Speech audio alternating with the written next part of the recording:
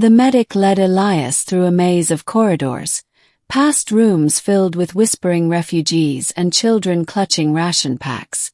At the end of the hall was a door sealed with old biometric locks.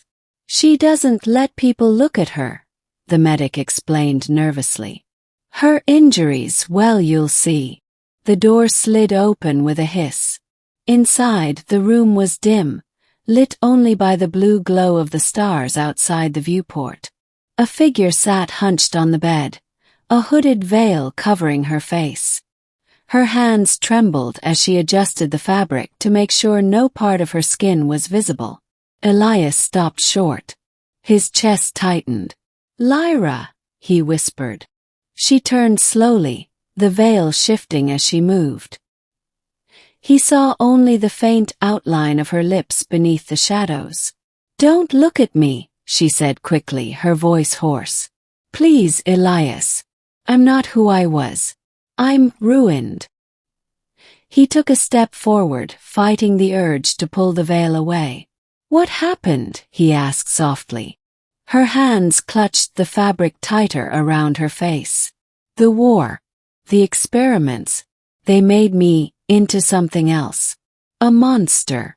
The word hung heavy in the air. Middle, the truth of her scars.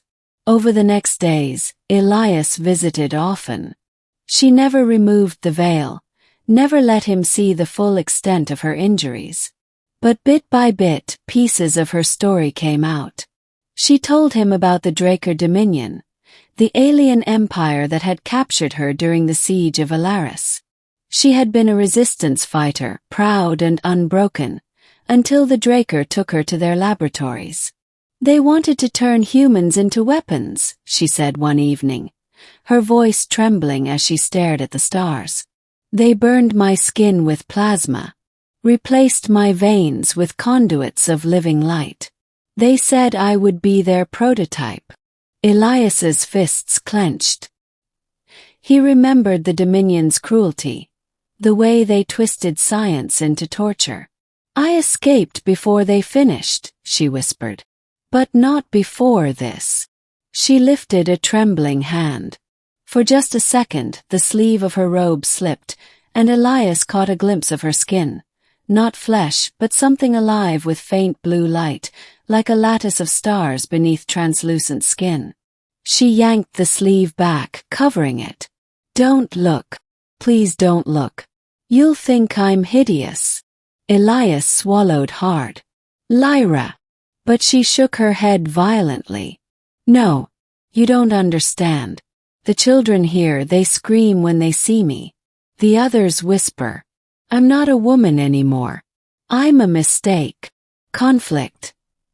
The mission beyond her shame. Word came that the Dominion was moving again. A fleet approached the station's sector. The refugees had to be evacuated before they were found. But the station's jump core was failing, and only one person alive understood the hybrid tech well enough to repair it. "Lyra." "I can't," she said when Elias asked her. She turned her face toward the window, veil shrouding her from him. "If they see me, they'll know. They'll be afraid. They'll die if you don't," Elias said firmly. She shuddered, hands gripping her veil. "Elias, what if I fail? What if I break in front of them?" He stepped closer, lowering his voice. "Then let me stand beside you. If they see me trust you, they'll trust you too." She was silent a long time. Finally, she nodded once. Middle High Point. The Unveiling. The engine bay buzzed with engineers and frightened refugees, all whispering as Lyra entered, hood pulled low. Elias walked beside her, his presence steady, commanding silence. She went to work on the jump core, hands glowing faintly as she touched the conduits. Blue light coursed through her skin, resonating with the hybrid machinery. Gasps echoed around the bay. Children clutched their mothers. A man muttered, "She's one of them." Lyra froze, her hands trembling. The veil slipped slightly, and part of her cheek caught the glow of the core, revealing a lattice of living light beneath her skin. The whispers grew louder. Fear spread. Her hand shook so badly she dropped the tool, covering her face with both palms. "I told you," she whispered, voice breaking. "I'm hideous. I'm a monster." The bay fell silent, all eyes on her. And then Elias moved. He stepped close, gently taking her hands, pulling them down from her face. She resisted, but his grip was steady, tender. Slowly the veil slipped back. Gasps filled the room. Her face shimmered with starlight, veins of luminous blue tracing patterns across her skin. Half human, half something else. Beautiful, terrible alien. Lyra turned her head away, tears burning her eyes. "Don't look at me." Elias leaned in, voice low enough only she could hear. "You are the most beautiful thing I've ever seen." Her breath caught. Slowly she turned back to him, searching his eyes for pity, for disgust. She found neither, only truth. Something inside her cracked open. For the first time in years she let herself believe. Climax. The jump to freedom.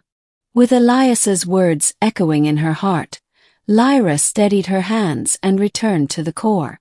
This time she didn't hide. The light coursing through her body pulsed in rhythm with the machine, fusing human intuition with alien design. Panels sparked, conduits hummed, and at last the engine roared to life. The station jumped just as the Dominion fleet arrived, vanishing into the safety of uncharted space. Cheers erupted in the bay. People rushed to Elias, to Lyra. Children no longer hid. A little girl tugged at Lyra's glowing sleeve and whispered, "You're like the stars." Lyra fell to her knees, overcome. Elias was there instantly, pulling her into his arms. "You did it," he murmured.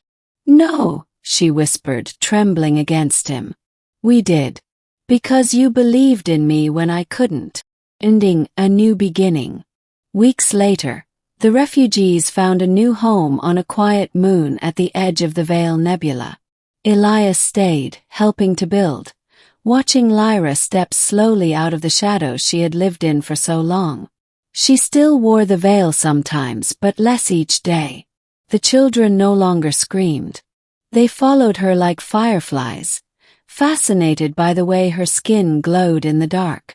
One evening, as the sun set over the violet horizon, Elias found her sitting on a cliff, veil in her lap. "Do you really mean it?" she asked softly. "That I'm beautiful?" He knelt beside her, taking her hand in his. "More beautiful than the stars." Tears shimmered in her luminous eyes. For the first time, she let herself smile without shame. And as the first stars appeared in the night sky, Elias whispered again, "The most beautiful I've ever seen."